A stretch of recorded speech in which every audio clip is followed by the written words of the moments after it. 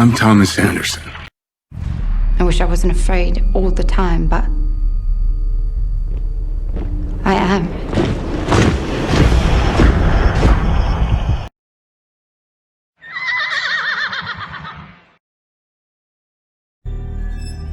This is the moment for you to show us what is real. Is this real? You have to come with us. Voila! In view, a humble vaudevillian veteran, cast vicariously as both victim and villain by the vicissitudes of fate. This visage, no mere veneer of vanity, is a vestige of the vox populi, now vacant, vanished.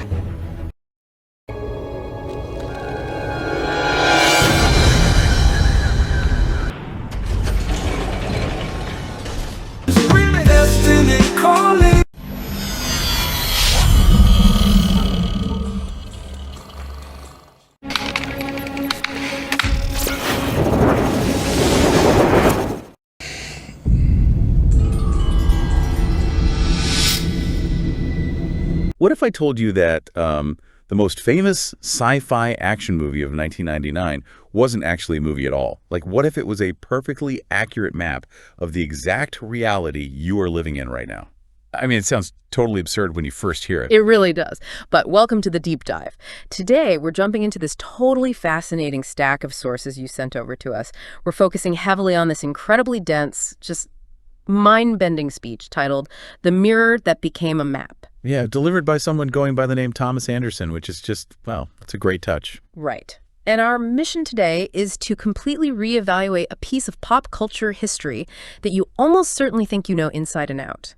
We are talking about the Matrix franchise. But, and this is crucial, we are stripping away the action movie expectations entirely. Completely. We are looking at it as a philosophical map that has been, quietly charting the course of our actual daily lives for the last 2 decades. When you sent us this speech to analyze, the thing that immediately jumped out to me was just how demanding the text is.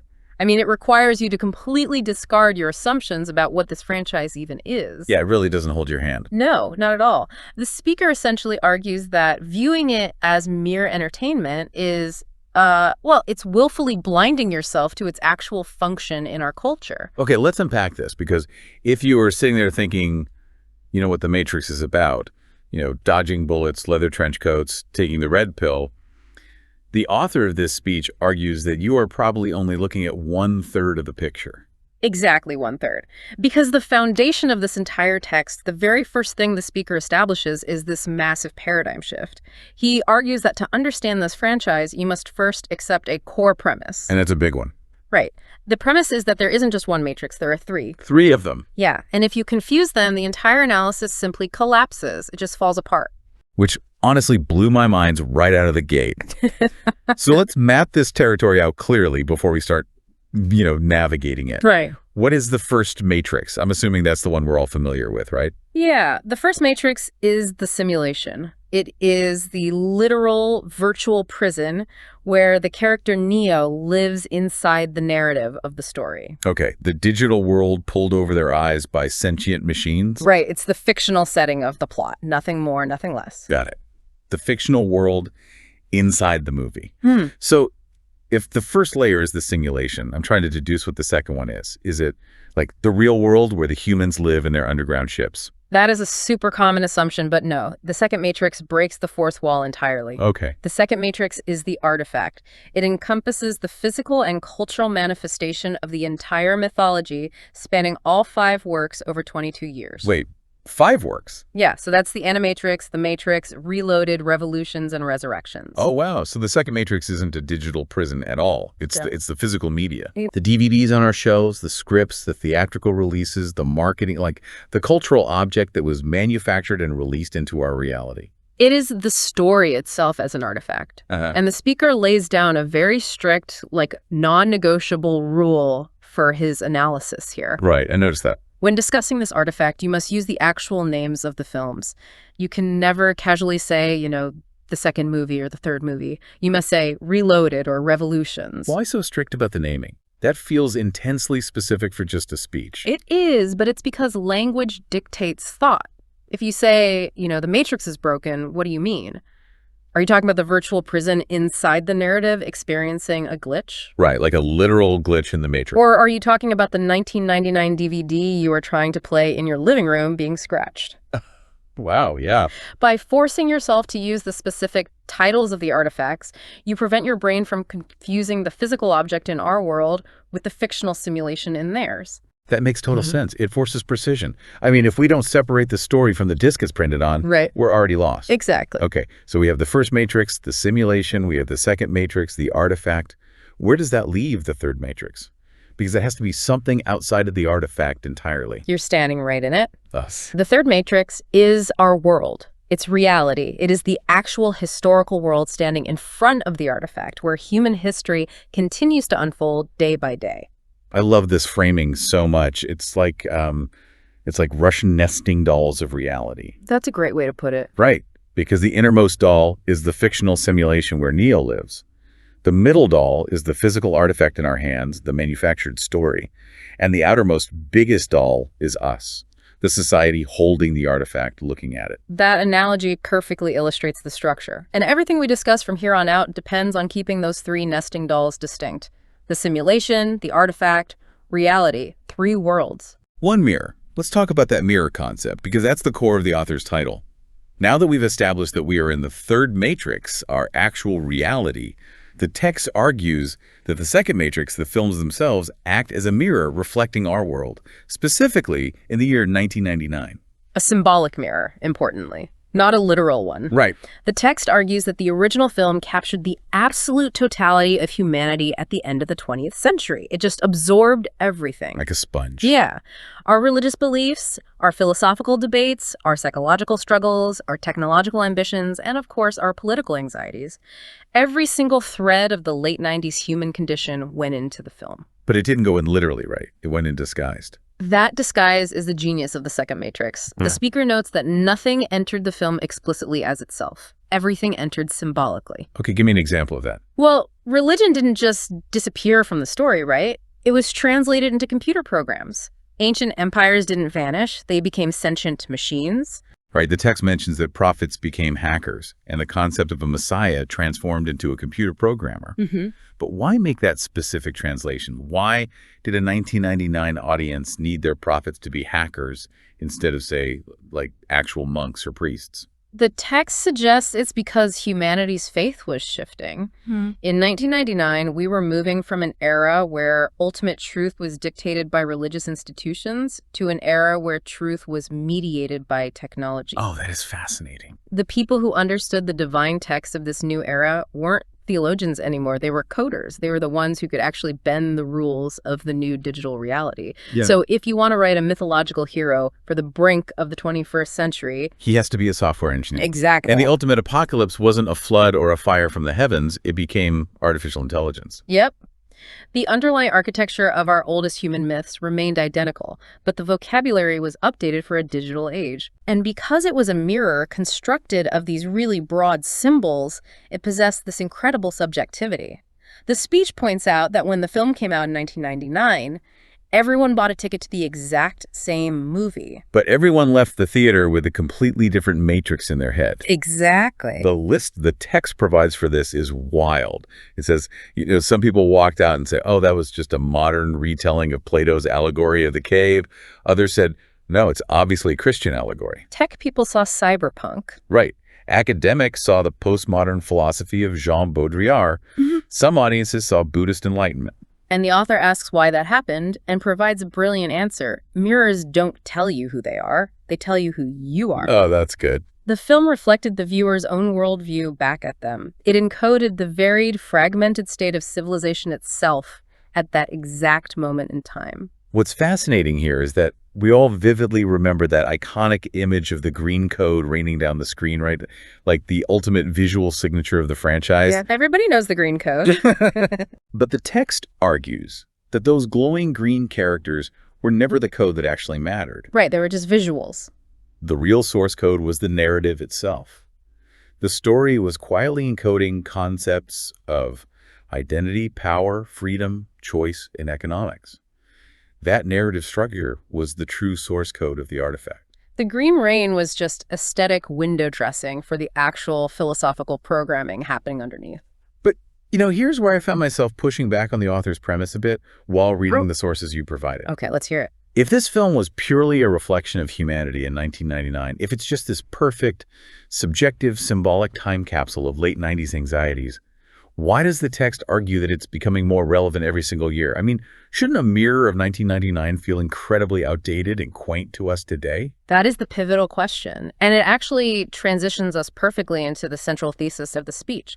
The text doesn't shy away from this contradiction at all. It tackles it directly. Yeah. People constantly ask the speaker, did The Matrix predict the future? And he answers that by pointing to a specific, really haunting quote from the character Morpheus in the first film. Oh, right. When Morpheus is explaining the history of the war to Neo, he says something to the effect of, at some point in the early 21st century, all of mankind was united in celebration, and we gave birth to AI. And the speaker in our text simply holds up a calendar and notes today is the early 21st century. And artificial intelligence is proving to be exactly as world-defining as the film suggested it would be. It's totally unavoidable now. As the text points out, AI today is writing articles, it's speaking with human voices, it's painting award-winning art, it's reasoning through complex medical data, it's designing software. It is literally helping to write better code to create more advanced AI. Which is the exact apocalyptic tipping point the movie warned about. Right. But the author firmly insists, however, that we must not view this as supernatural prophecy. The Wachowskis didn't possess a crystal ball. They created a map. A map. Break down the distinction the text makes there, because that feels like the crux of the whole argument. A prophecy implies a magical, inexplicable guessing of the future. Right, it's passive. Right. A map, on the other hand, is an active tool based on observation. Oh, well. A map is not the territory itself. The piece of paper is not the actual mountain. But if a cartographer creates a genuinely good, accurate map of the landscape, it allows you to successfully move through territory that you haven't even physically reached yet. So because the symbolic mirror of 1999 understood the present conditions so deeply, it was able to accurately chart the inevitable trajectories we were already traveling on. Precisely. The text argues that in 1999, humanity was standing at the edge of an enormous cliff of change. The societal trajectories for artificial intelligence, the desire for virtual identities, the foundations of digital economies, the subtle algorithmic influence over our choices, they were all present in their infancy. And the map simply drew the lines forward. History unfolded along the paths the artifact had already charted. The movie didn't exceed reality because it knew the future. It exceeded reality because it understood its own present so completely. The speech brings up the philosopher Jean Baudrillard here in a way that I found incredibly illuminating, but also, frankly, deeply unsettling. Yeah, it's a heavy concept. The movie famously features a hollowed-out copy of Baudrillard's book Simulacra and Simulation, but the text argues the whole franchise is actually demonstrating his theory in real time. Baudrillard's core argument is essential to understanding the map. He argued that modern civilization no longer deals with reality. It deals with simulations and copies, media, images, representations. Right. His primary fear, the concept of the hyperreal, is that eventually the simulation becomes so pervasive that the copy becomes more influential, more real than the original physical reality it was based on. And the text argues that is exactly what happened with our relationship to the Matrix. The film didn't simply represent culture. Our culture slowly began imitating the film. Can we pause on Baudrillard for a second? Because I want to make sure we ground this. Yeah. How does that theory actually apply to my daily life right now? Think about the digital economy today. People spend real physical labor to earn fiat currency, which they then use to buy digital clothing like skins for a virtual avatar in a video game. Oh yeah, kids buying skins in games all the time. Right. And that digital clothing provides them more social status among their peers than the actual physical clothes they are wearing while sitting at their computer. The simulation has superseded the physical reality. So what does this all mean for us, the people living in the third matrix? It means we have to look around and realize that the things we consider our normal daily reality now, living half our lives online, curating virtual identities that we care more about than our physical bodies, being subtly influenced by unseen algorithmic feeds, those were just symbolic ideas in a sci-fi movie 25 years ago. And now they're just Tuesday. The map was drawn, and we just walked willingly right into the territory. We did. Which brings us to the most human and perhaps most tragic element of this entire analysis. If the artifact is a map and the territory is our current digital reality, we have to ask, who is the one navigating it? Thomas Anderson. Yes. But again, the text demands we strip away our literal surface-level interpretations. Most people watch the movie and think Thomas Anderson is just a fake name, the secret identity that Neo sheds to become a superhero. Right. The speaker argues that Thomas Anderson is not a single fictional man. He is a recurring pattern. A pattern. I love how the source unpacks this. He isn't just one fictional guy stuck in a boring cubicle. He is the programmer. He's the artist, the philosopher, the writer, the dreamer. All of them. He is the embodiment of every single person who has ever looked around at the systems governing the world, felt a deep, unshakable sense of disconnection, and quietly asked themselves, what if everyone else is missing something? It's a profound psychological archetype of alienation. Most people eventually stop asking that question. The fiction is just too exhausting. Yeah, they just accept things. They accept the world as it is presented to them by the institutions of power, but the Thomas Anderson pattern never stops asking. The pattern demands to see the underlying architecture. And the speech breaks down how this specific pattern interacts with the mirror across the decades.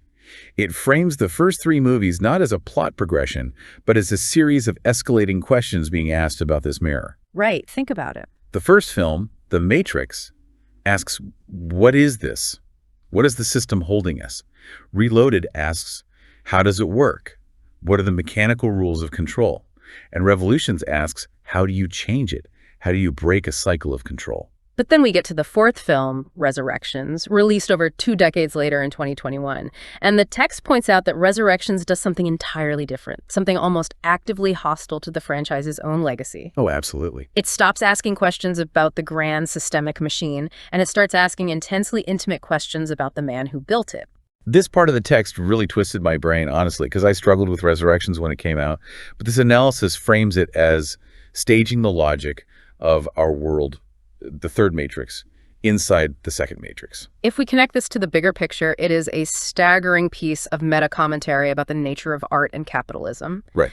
Inside the narrative of Resurrections, the Matrix is no longer perceived as a literal physical threat by the public. It is a wildly popular, critically acclaimed trilogy of video games that the character Thomas Anderson developed.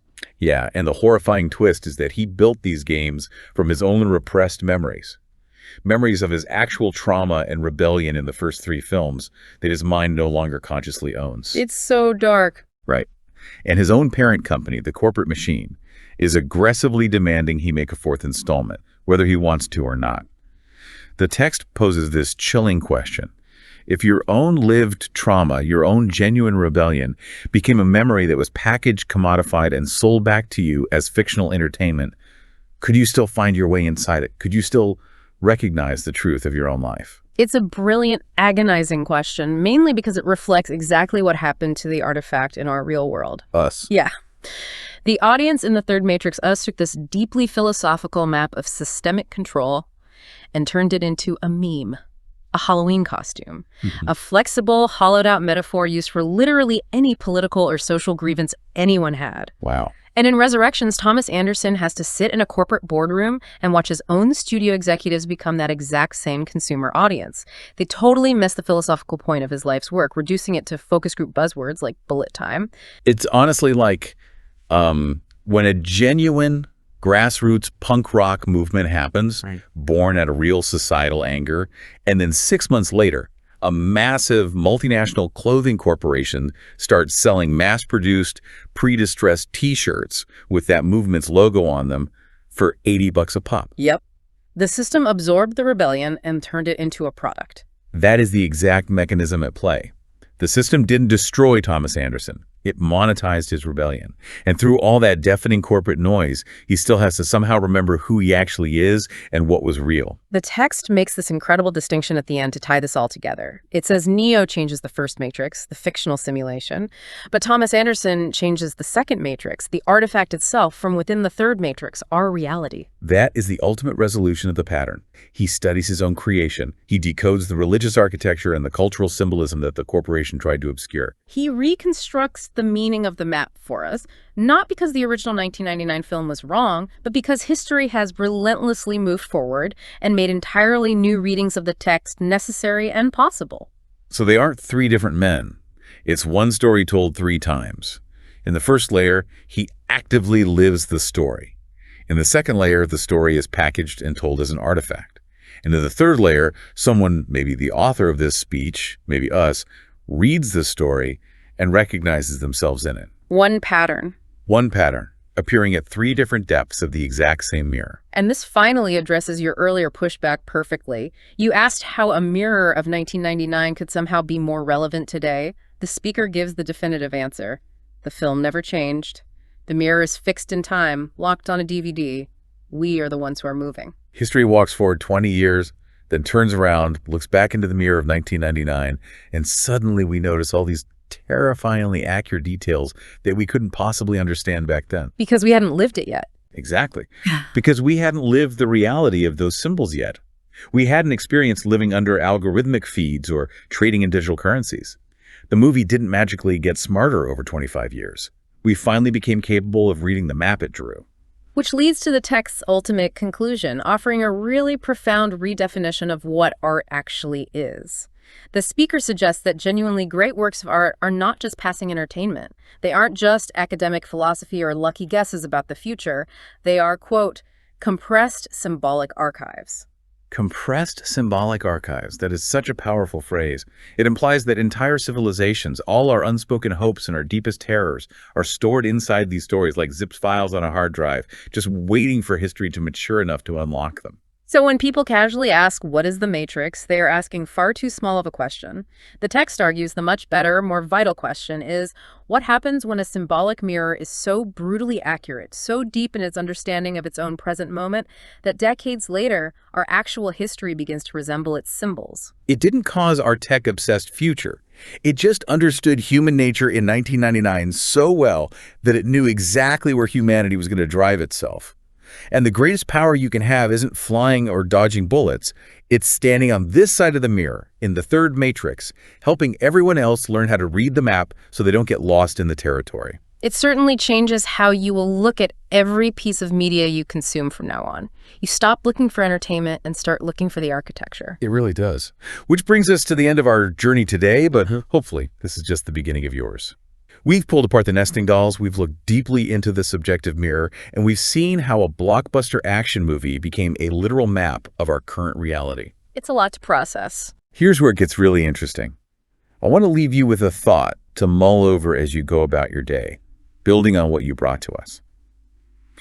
If a sci-fi film from 1999 was actually a compressed, symbolic archive that took us over 2 decades, and a technological revolution to truly decode, what piece of pop culture are you consuming right now that is doing the exact same thing? Oh, that's a great question. What supposedly disposable reality TV show or mobile video game or everyday smart home technology are we currently looking at, checking our brains at the door, completely unaware that it is a perfect compressed mirror of our inevitable future? Just waiting to be unlocked. So the next time you strap into one of those cinematic roller coasters and the explosions start and the credits roll, ask yourself if you're just looking at a screen or if history is quietly waiting for you to unlock the map hidden inside. Thanks for sending this our way, and thanks for joining us on this deep dive. See you next time.